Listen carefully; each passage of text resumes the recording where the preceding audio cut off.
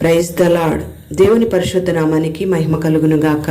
అనుదిన దైవ కృపా కార్యక్రమం ద్వారా ఈ దినం దేవుని మాటలు వింటున్న దేవుని బిడ్డలు ఆత్మీయులైన మీ అందరికీ పేరు పేరున ప్రత్యేకమైన వందనాలు తెలియపరుస్తున్నాం. నా దేవుడు నిశ్చయంగా మిమ్మల్ని ఆశీర్వదించును గాక.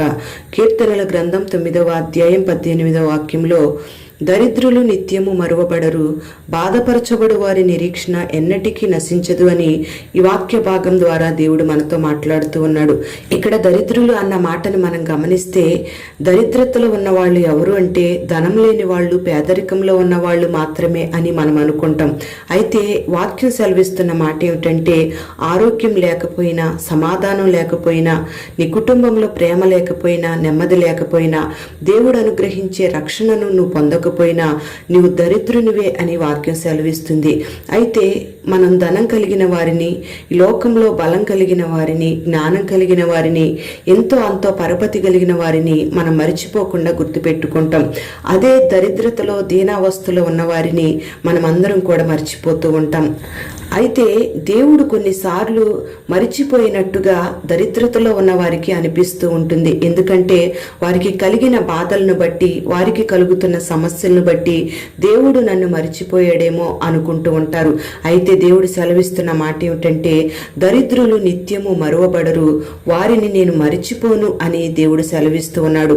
మరి బాధపరచబడు వారి నిరీక్షణ ఎన్నటికీ నశించదు అని దేవుడు సెలవిస్తూ ఉన్నాడు. ప్రియ దేవుని బిడ్డలారా, మరి నువ్వు ఏ దరిద్రతను బట్టి బాధించబడుతూ యేసయ్య ఏదో ఒక రోజు నీ దుఃఖాన్ని సంతోషంగా మారుస్తాడని, నీ బాధను తొలగించి నీ దరిద్రతను తొలగిస్తాడని నిరీక్షణ కలిగి యేసయ్య వైపు నువ్వు చూస్తూ ఉన్నావో, ఆ నిరీక్షణ నశించిపోకుండా, దేవుడు నిన్ను సిగ్గుపడనీయకుండా నీకు జయమిస్తాను అని దేవుడు సెలవిస్తూ ఉన్నాడు.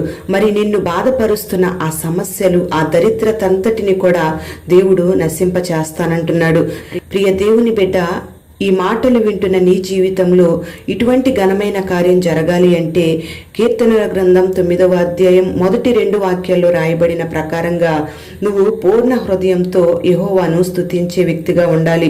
చాలా మంది దేవుణ్ణి స్తుతించమన్నా, ప్రార్థించమని చెప్పినా సణుగుతూ, సంశయంతో స్తుతిస్తూ ఉంటారు, అరకొర స్తుతిస్తూ ఉంటారు. ఏదో బలవంతంగా స్తుతించాలి కాబట్టి స్తుతిస్తున్నాం అన్నట్టుగా స్తుతిస్తూ ఉంటారు. అందుకే పరిశుద్ధాత్మ దేవుడు సెలవిస్తున్న మాట ఏమిటంటే, నువ్వు హృదయపూర్వకంగా ప్రభువును స్తుతించాలి అని. మరి హృదయపూర్వకంగా స్తుతిస్తేనే ఆ స్తుతియాగాన్ని ప్రభువు అంగీకరిస్తాడు. నువ్వు అరకొర స్తుతిస్తే ప్రభువుకి ఆ స్తుతియాగం అంగీకారం కాదు. ఎప్పుడైతే నువ్వు హృదయపూర్వకంగా ప్రభువుని స్తుతిస్తావో, ఆ స్తుతి యాగము ద్వారా దేవుడు నీ జీవితంలో నిన్ను మరిచిపోకుండా, నీ నిరీక్షణను సిగ్గుపరచకుండా నిన్ను కాపాడుతాడు. రెండవదిగా, దేవుడు నీ జీవితంలో చేసిన అద్భుత కార్యాలన్నిటిని బట్టి నువ్వు అనేకులకు వివరించే వ్యక్తిగా ఉండాలి. మరి గతించిన దినాలలో దేవుడు నీ జీవితంలో చేసిన కార్యాలను నువ్వు మరిచిపోకుండా, ఆ కార్యాలను అనేక మంది మనుషుల మధ్యలో నువ్వు ప్రచురించే వ్యక్తిగా, వివరించే వ్యక్తిగా ఉండాలి. మరి దాని ద్వారా వారి ఆత్మలు బలపరచబడమే కాకుండా దేవుని నామానికి మహిమ కలుగుతూ ఉంటుంది. మరి మూడవదిగా మనం గమనిస్తే, మహోన్నతుడైన దేవుని కార్యాలను గూర్చి నువ్వు తలంచుకుంటూ ఎల్లప్పుడూ కూడా దేవునిలో ఆనందించే వ్యక్తిగా ఉండాలి. మరి ఇటువంటి కార్యాలను నువ్వు చేయగలిగినట్లయితే నీ బాధలలో దేవుడు నిన్ను మరిచిపోకుండా నిన్ను ఆశీర్వదిస్తాడు.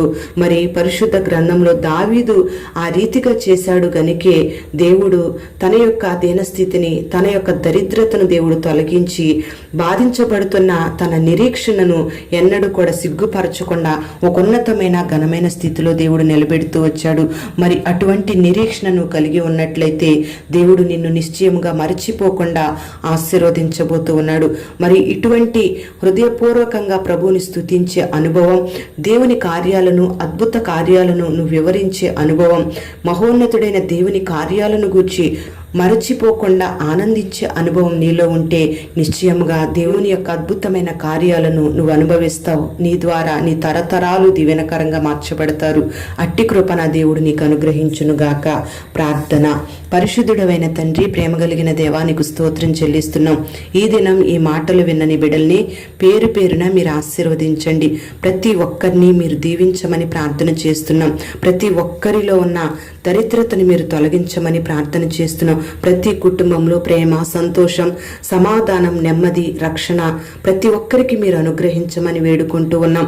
బిడలు ఏ పరిస్థితిని బట్టి బాధించబడుతున్నా వారి బాధను తొలగించి వారిలో నీ మీద ఉన్న నిరీక్షణను సిగ్గుపరచకుండా, బిడల్ని మరిచిపోకుండా బిడల్ని దీవించమని ప్రార్థన చేస్తున్నాం. బిడలందరికీ కూడా స్తుతించే మనస్సును, నీ కార్యాలను వివరించే మనస్సును, నీ కార్యాలను గురించి సంతోషించే మనస్సును ప్రతి ఒక్కరికి మీరు అనుగ్రహించి పేరు పేరున ఈ మాటలు వినని బిడలందరినీ దీవించి ఈ దినమంతా కృప కలుగు చేసి బిడలను ఆశీర్వదించమని యేసు నామములో అడుగుచున్నాము తండ్రి. ఆమేన్.